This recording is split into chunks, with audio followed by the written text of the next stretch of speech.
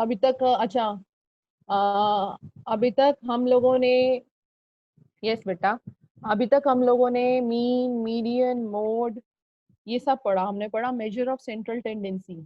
Measure of central tendency में क्या पढ़ा हम लोगों ने कि एक सीरीज को एक सेंट्रल वैल्यू रिप्रेजेंट कर रही है। कैसे कि जैसे मैंने आपको बताया था कि आप अपनी 9th 10th की परसेंटेज बताते हैं। अपनी परसेंटेज आप किस तरीके से बताते हैं बच्चे, कि मेरे 72 परसेंटेज आए, तो आपने क्या किया, आपने English, Hindi, math, science, SST के मार्क्स का मीन निकाला, एवरेज निकाला और उसको परसेंटेज फॉर्म में बताया कि मेरी इतनी परसेंटेज है। अगर आप बोल रहे हो आपकी 72% है, इसका मतलब क्या है कि आप लोगों के सारे सब्जेक्ट्स में जो मार्क्स है ना, वो कहीं नियर अबाउट 72 है। ठीक है, तभी वो उसको रिप्रेजेंट कर रहा है। आप सभी सब्जेक्ट्स के मार्क्स नहीं बताते हो, आप बताते हो कि मेरे इतने इतनी परसेंटेज है। उस परसेंटेज का मतलब होता है कि आप, आपके सारे सब्जेक्ट्स में मार्क्स किसी में अगर 90 प्लस है तो किसी में 50s में आई है, तब जाके आपका एवरेज कितना निकला, 72। ठीक है, तो 72 रिप्रेजेंट्स योर सीरीज। अब हमने ये देखना है, अभी तक तो हमने मीन, मीडियन, मोड कर लिया कि जी मीन इतना आया, मीडियन इतना आया, और हमने मोड भी पढ़ लिए। ये तीनों चैप्टर हमने कर लिए। ठीक है, अब हम देखेंगे कि एक्चुअली क्या सेंट्रल वैल्यू उसको रिप्रेजेंट कर रही है। अगर 72% इंग्लिश के मार्क्स को रिप्रेजेंट नहीं कर रही, तो हमें देखना है कि इन दोनों में डिफरेंस कितना है। सपोज सभी सब्जेक्ट्स में आपके 90s में मार्क्स है, इंग्लिश में यू स्कोर 55, जिसकी वजह से ये 90s के मार्क्स भी घट गए और एवरेज निकला 72। तो इसमें और इसमें गैप कितना है, क्या 72 सबको रिप्रेजेंट कर रहा है, और अगर कर रहा है तो कितना, कितना क्लोजली कर रहा है और कितनी दूरी से कर रहा है। अब हमने यहाँ तक तो देख लिया कि किसी भी सीरीज का मीन निकाला, मीडियन निकाला, मोड निकाला। अब हम निकालेंगे मेजर्स ऑफ डिस्पर्जन। डिस्पर्जन का मतलब क्या है कि कितना डिफरेंस है सेंट्रल वैल्यू और एक्चुअल वैल्यूज के बीच में, कि how central value is representing it. जितना ज्यादा डिफरेंस, जितना ज्यादा गैप, उतना ही वो मीन अच्छा वो सेंट्रल टेंडेंसी उसको रिप्रेजेंट नहीं कर रहा। ठीक है, जितने क्लोज क्लोज नंबर, सपोज किसी के मार्क्स है 78, 72, 72, 73, 75, अब उसकी परसेंटेज 72 है। ठीक है, अब अगर 72 परसेंटेज है, दैट मीन्स ये 65 ले लेता है तब बनेगी। 72 है तो ये रिप्रेजेंट कर रहा है कि almost every digit, every item और every marks is near, nearer to 72 as compare to these marks. तो ज्यादा डिस्पर्जन कहाँ पे है, यहाँ पे। तो दोनों में से बेटर सेंट्रल वैल्यू किसकी शो कर रहा है, इस सीरीज की। 72 इसको इतना अच्छे से रिप्रेजेंट नहीं कर रहा जितना इसको कर रहा है। आगे फर्दर किसी भी सीरीज की सेंट्रल वैल्यू को यूज करने के लिए हम जनरली मेजर ऑफ डिस्पर्जन निकालते हैं, कि how central value is dispersed और how central value dispersed from the actual values, which क्या वो उसको रिप्रेजेंट कर भी रहा है या नहीं ढंग से। अगर वो नहीं कर रहा तो उसको हम फर्दर इन्वेस्टिगेशन के लिए नहीं यूज कर रहे। अगर वो कर रहा है तो हम उसको यूज कर सकते हैं। ठीक है, तो मीन, मीडियन, मोड पढ़ने के बाद हमारा नया टॉपिक शुरू होता है, डिस्पर्जन। डिस्पर्जन के अंदर आपके पांच टाइप्स थे, फॉर्मूला थे, range, quartile deviation, mean deviation and last one was standard deviation, और इन सबके कोफिशिएंट भी हैं। सीबीएसई ने जो नया सिलेबस दिया उन्होंने ये सब हटा दिया, सिर्फ आपके सिलेबस में स्टैंडर्ड डेविएशन है।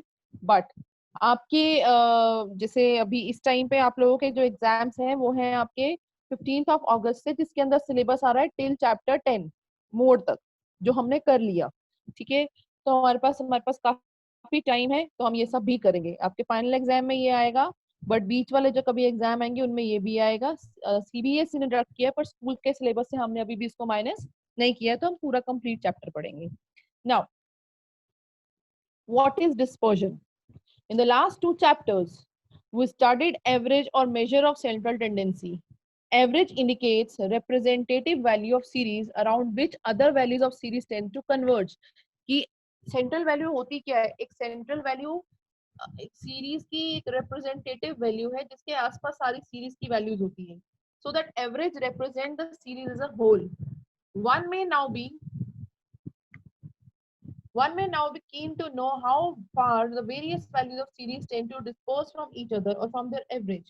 This brings us to another important branch of statistical method, which is measures of dispersion. Only when we study dispersion along with average of series that we can have a comprehensive information about the nature and composition of statistical series.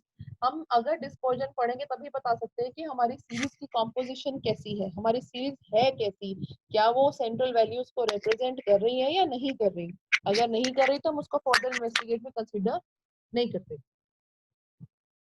Let us take an illustration to understand the point better. The following data relates the wages paid to five workers in three factories A, B and C. Factory A, Factory B and Factory C. इन सब series का average आ रहा है 400। देखो अब सबका mean तो आ रहा है 400, इसका भी 400, इसका भी 400, 400। तीनों के मीन को देख के लगता है कि हाँ जी फैक्ट्री ए बी सी में वेजेस एवरेज कितनी जा रही है 400। अब आप डिस्पर्जन देखो, इन सब में सबको 400 मिल रहा है इसीलिए mean 400, there is no dispersion, सब सेम है। इसमें सब आसपास है 400 के। इसमें देखो किसी को 50 मिल रहा है और किसी को 750। तो क्या 750 को जस्टिफाई कर रहा है 400 और 50 को जस्टिफाई कर रहा है 400? किसी पे वर्कर को 50 रुपीज मिल रहे हैं, उसको बोला जाए कि एवरेज 400, तो ये तो रिप्रेजेंट कर ही नहीं रही ना। सिर्फ बेसिकली रिप्रेजेंट कौन सी कर रही है, ये दोनों, सबसे अच्छे से ये, उससे कम ये और सबसे कम ये तो रिप्रेजेंट कर ही नहीं रही ऑलमोस्ट। ठीक है। How is dispersion of series different from average of series? Average होता है किसी चीज की central value, dispersion is how central value is dispersed from that values of series. Average of the series refers to central tendency of the series. It represents behavior of all items in the series, but different item tends to differ from each other from their average. Dispersion measures the extent of this difference. Dispersion measure करता है कि इनके बीच में gap कितना है, कितनी दूरी है इनके बीच में, और dispersion measures the extent of which different items tend to disperse away from the central tendency. In all three factories, the arithmetic mean and median is same, 400. But in factory A, there is no variation among average wage and wage paid to the different laborers. In factory B, there is a small variation between average wage and wage paid to the different workers. But in factory C, there is a large variation in the average wage and wage paid to the different workers. The minimum wage is 50 and maximum is 750. It shows that mean, median do not provide complete information about the composition and characters of the series. In order to get a comprehensive picture of the series, we should study measure of dispersion as well. अब mean देख के तो लग रहा था कि चारों तीनों सेम है, फैक्ट्री ए में भी एवरेज 400, बी में भी 400, सी में भी 400, पर जब तक हमने डिस्पर्जन नहीं पढ़ा हमें ये नहीं पता चला हमें ये नहीं पता चला कि इनके बीच में ये ज्यादा रिप्रेजेंट नहीं कर रही, ये कर रही है और ये बहुत अच्छे से कर रही है। ये देखना है कि गैप कितना है, हाईएस्ट से कितना लो दूर है, लोएस्ट से कितना दूर है, how series are how the items are in the series are variated from the central tendency, value of central tendency. According to Dr. Pauli, dispersion means measure the variation of the item. Spiegel says the degree to which numerical data tends to spread out about an average value is called as variation or dispersion of data. Next is, what is the basic objective of measure of dispersion? It is known about that composition of statistical series estimated extent which different item of series tends to move away from average value to the central value. हमारा objective क्या है, हम क्यों major कर रहे हैं? पहले तो हम देखेंगे कि क्या वो सीरीज को रिप्रेजेंट कर रहा है, कितनी दूर है उसकी सीरीज की जो कॉम्पोजिशन है, कोई 50 रुपए ले रहा है, कोई 750 ले रहा है, क्या वो उसको रिप्रेजेंट कर रहा है? और अगर कर नहीं रहा है तो उसको क्या हम फर्दर मैथमेटिकल टर्म्स के लिए यूज कर सकते हैं, क्या हम किसी और सीरीज से उसको कंपेयर कर सकते हैं? अब ए फैक्ट्री सबको 400 रुपए पे कर रहा था तो उसका एवरेज 400 आया, बी एक को 50, एक को 750 और उसका भी एवरेज 400 आया। Can we compare the labourers wages from A to B? नहीं, कोई कंपैरिजन ही नहीं है, ए इक्विवेलेंट रख रहा है, बी बहुत डिस्क्रिमिनेट कर रहा है। ठीक है। Following are some specific objectives related to the measurement of dispersion. To know the variation of different values of the item from average value of the series. एक तो variation देखते हैं।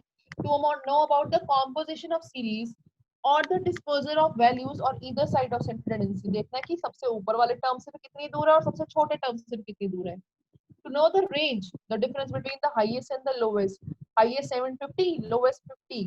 Difference है 700 का और एवरेज कितना आ रहा है 400. To compare the disparity among two or more series in order to find out the degree of variation. अब 400 A दे रहा था, C is 50 और 750 टाइप्स दे रहा था, तो उनके बीच में डिफरेंस कितना है उसके लिए हमें देखना पड़ेगा ना, सीरीज को कंपेयर करना पड़ेगा। मीन तो दोनों का सेम था but dispersion will justify the answer. To know whether the central tendency rule truly represent the series or not. There are two measures of dispersion, absolute and relative. Absolute का मतलब exact number कि 400 से 50 कितनी दूर है, 350 number. 750 और 50 में कितना डिफरेंस है, 700 का। रिलेटिव क्या होगा, कंपैरिजन। रिलेटिव मींस कंपैरिजन, ए फैक्ट्री और बी फैक्ट्री में कितना डिफरेंस है। ए ने सबको 400 दिया और बी किसी को 50 दे रहा और किसी को 750, तो कोई 400 से ज्यादा है और कोई 400 से बहुत कम। ठीक है। डिस्पर्जन में एक्चुअल वैल्यू निकालने के लिए हम बेसिक फॉर्मूला रखते हैं, वो होती है एब्सोल्यूट मेजर।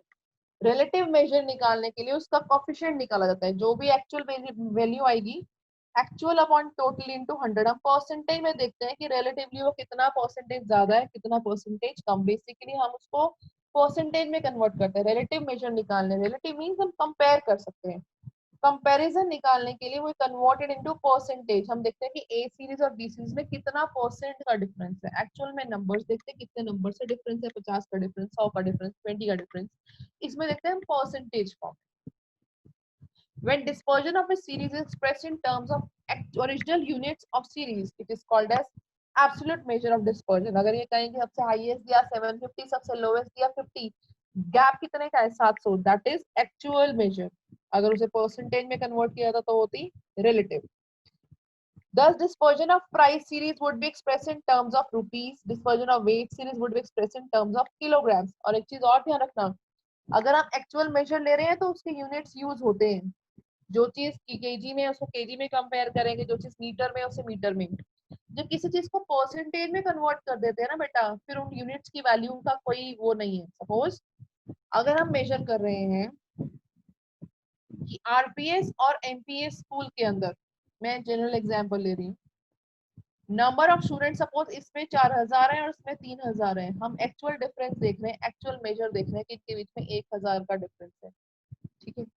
रिलेटिव में हम ये करें कि इन आरपीएस में इस साल 10% इंक्रीज एडमिशन हुई है एज कंपेयर टू एमपीएस में इस साल सिर्फ 8% इंक्रीज हुए हैं। ठीक है। अब जब परसेंटेज में इंक्रीज कर दिया ना, तो हम इसको यूनिट्स में बताने की जरूरत है कि वो नंबर ऑफ स्टूडेंट्स है। अब यही चीज हम किसी और चीज में लें कि फैक्ट्री ए का क्लॉथ फैक्ट्री बी के क्लॉथ से 10% महंगा है और ये 8% महंगा हुआ। दोनों में देखो ये भी बढ़ा, ये भी बढ़ा, ये भी बढ़ा, ये भी बढ़ा, पर इसमें यूनिट्स की जरूरत नहीं है। ये मीटर में था, ये नंबर ऑफ स्टूडेंट्स में था। जब हम किसी चीज को परसेंटेज में कन्वर्ट कर लेते हैं ना बेटा, उसको कंपेयर, अब हम ये भी कंपेयर कर सकते हैं कि फैक्ट्री ए जो क्लोथ बनाती है उसमें 10% इंक्रीज आया है प्रोडक्शन में, और फैक्ट्री बी जो कार बनाती है उसमें 8% इंक्रीज आया है।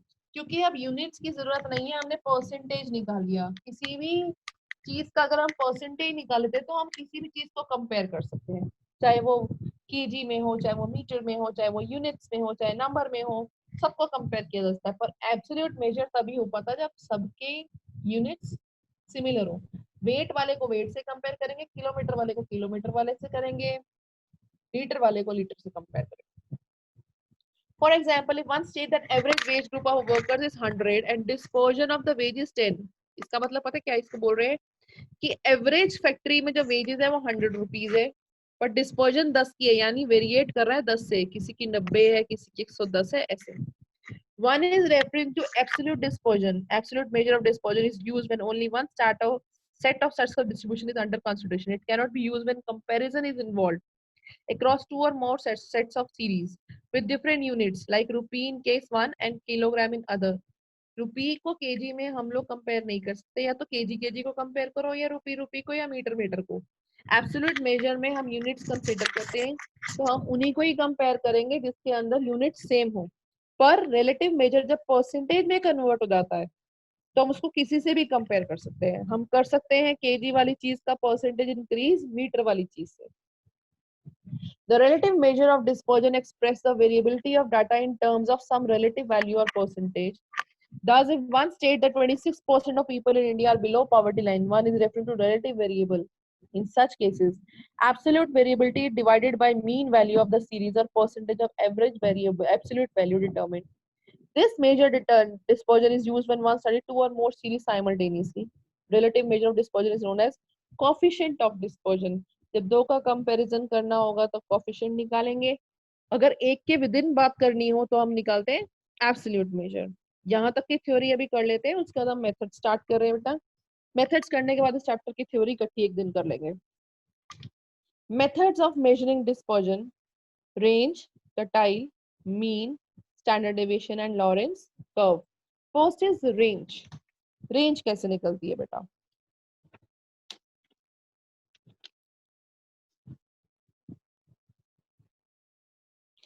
पहले सीरीज को असेंडिंग और डिसेंडिंग ऑर्डर में लगा देंगे, छोटी से बड़ी या बड़ी से छोटी। ठीक है, मैं छोटी से बड़ी में लगाती हूँ हमेशा। रेंज का फॉर्मूला होता है highest minus lowest. Suppose lowest wage थी 50 और हाईएस्ट वेज है कितनी 750, तो गैप कितने का हो गया 700 का, बीच वाले नहीं देख रहे। ठीक है, कोफिशिएंट ऑफ रेंज क्या होता है? Highest minus lowest upon highest plus lowest. दो फॉर्म, एक ही दो फॉर्मूला है range and coefficient. Range highest minus lowest, coefficient of range is highest minus lowest upon highest plus lowest. It is the simplest method of measuring dispersion of data. Range is difference between highest value and lowest value, highest minus lowest, and coefficient is highest minus lowest upon highest plus lowest. तीन तरह की series होती है हमारे बेटा हमारे पास, individual, discrete and frequency distribution. Individual series, X series, जिसमें सिर्फ क्या सीरीज दियो एक्स। सपोज वो दी हुई है 50, 500, 600, 750। हाईएस्ट है, लोएस्ट और हाईएस्ट ये है, तो रेंज क्या होगी 750 minus 50 is equal to 700। Coefficient क्या होगा highest minus lowest upon highest plus lowest. Highest minus lowest 700 upon highest plus lowest 800। दोनों को डिवाइड करेंगे 7/8 आंसर। ठीक है, इसको डेसिमल में कन्वर्ट करेंगे। ठीक है, इंडिविजुअल सीरीज का formula simple, arrange the series into ascending और descending order. highest minus lowest is the value of range. Coefficient of range is highest minus lowest upon highest plus lowest. Next is discrete series. ठीक है, discrete series में क्या होता है x भी दिया होता है और f भी दिया होता है। f को कंसीडर नहीं करना, इसमें से सिंपल x में से highest minus lowest range, highest minus lowest upon highest plus lowest coefficient of range. Frequency को देखना ही नहीं है, value of highest minus lowest, highest minus lowest, highest plus lowest x की। Next is frequency distribution series, class interval वाली।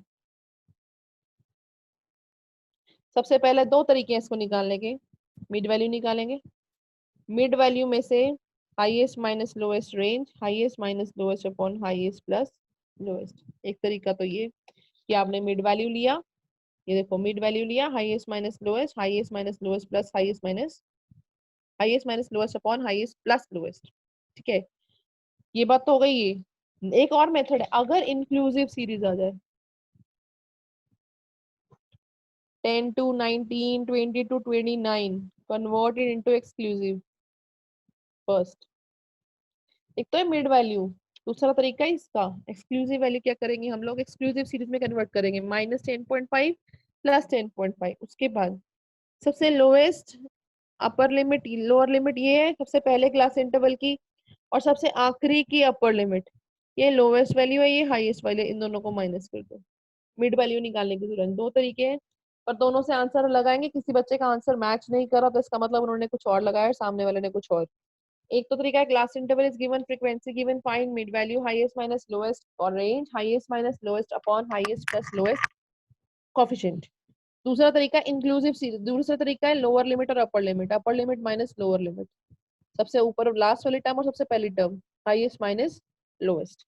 ठीक है, और अगर इंक्लूसिव है तो converted into exclusive ma'am series. Exclusive series का सब्ट्रैक्शन नहीं करना? करना है बच्चे, जैसे सपोज ये दिया हुआ है ना 10 to 19, 20 to 29, 30 to 39, पहले इसको कन्वर्ट करेंगे, -0.5 प्लस 0.5 करने के बाद जो सीरीज आएगी वो क्या आएगी 9.5 टू 19.5, 19.5 टू 29.5, 29.5 टू 39.5, यही आएगी। अब ये आ गई ना तो इसकी ये है highest minus lowest, highest minus lowest upon highest plus lowest. Okay ma'am. यहां तक किसी को कोई doubt?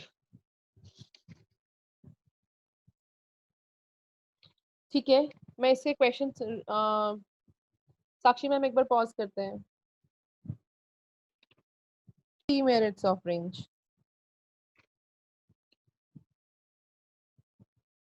Merits and demerits of range. अब देखो, सबसे पहला मेरिट क्या होगा? Very simple, easy to calculate, highest minus lowest और highest minus lowest upon highest plus lowest. इसमें कुछ ऐसा है ही नहीं। वाइड एप्लीकेशन, जनरली ये वहां पे यूज होता है जहां पे सिर्फ बीच की वैल्यूज की जरूरत नहीं होती, हमें सिर्फ कंपैरिजन करना होता है कि हाईएस्ट क्या था, लोवेस्ट क्या था। जनरली ये लोग जैसे अर्थक्वेक वगैरह आता है तो ये देखते हैं कि कहाँ पे सबसे ज्यादा वाइब्रेशंस थी उसकी और कहाँ पे सबसे कम। बीच की वो लोग इतनी ज्यादा कंसिडर नहीं करते हैं, तो ऐसी जगहों पे रेंज यूज होता है। डीमेरिट में हम देखेंगे कि अनस्टेबल है क्योंकि इसने सारी वैल्यूज को कंसिडर नहीं किया, it is not based on all values. और ये कहीं कहीं लिमिटेड यूज है, अगर किसी सीरीज में सभी वैल्यूज को कंसिडर करना है तो इसको वहां पे यूज नहीं करा जाता। Simple. It is very simple measure of dispersion of the series. It is simple to calculate as well as understand. Wide application. Range is widely used in statistical series related to quality control in production. Control charts are prepared on the basis of range. If the quality of goods produces within the range in the chart, then the production process is said to be under control, otherwise not. Generally हम production जैसे factories वगैरह में range use होती है कि सबसे lowest quality और सबसे अच्छी क्वालिटी की रेंज लगा देते हैं। अगर कोई प्रोडक्ट उस दोनों रेंज के बीच में है तो उसको पास कर दिया। अगर वो लोअर लोअर क्वालिटी को टच कर रहा है या उससे कम है तो उसको पास नहीं करते हैं। Likewise, range is commonly used of measure of dispersion in case of change in interest rate, exchange rate, share price। सबसे ज्यादा कंपैरिजन करते हैं लोएस्ट और हाईएस्ट का, बीच के फ्लक्चुएशन को वो नहीं देखते हैं।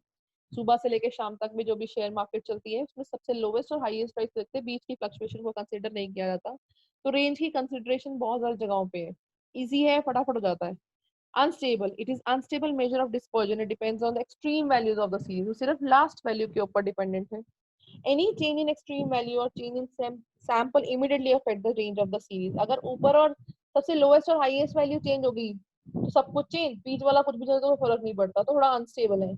Not based on all values, the calculation of range is not based on all the values of the series, it does not give importance to other values other than the extreme values। no knowledge of the formation of the series। range ये नहीं बताता series है किस तरह की, सिर्फ बताता है इसकी हाईएस्ट वैल्यू कैसी है और लोएस्ट वैल्यू कैसी है। irrelevant in for open-ended frequency distribution, range cannot be calculated in case of open-end frequency distribution, it becomes irrelevant। अगर किसी का लोअर लिमिट नहीं पता और किसी का अपर लिमिट नहीं पता और वो अनइक्वल क्लास इंटरवल है, एक तो इक्वल है, ऊपर वाला नहीं पता लास्ट वाला होता तो निकाल लोगे। अनइक्वल क्लास इंटरवल, किसी में 20 का गैप किसी में 50 का गैप, उसके अंदर अगर लोअर लिमिट नहीं पता पहले की और आखिरी की अपर लिमिट नहीं पता, ओपन एंड क्लास इंटरवल आ गया, तो उसके अंदर रेंज नहीं निकल सकता क्योंकि हम उसके बिना वो निकाल ही नहीं सकते। ठीक है, ये इसके मेरिट्स एंड डीमेरिट्स है। Now our topic is complete, that is range और इंट्रोडक्शन टू डिस्पर्जन। टुमारो और day after tomorrow will start the tile deviation and the coefficient। ठीक है, ओके साक्षी मैम।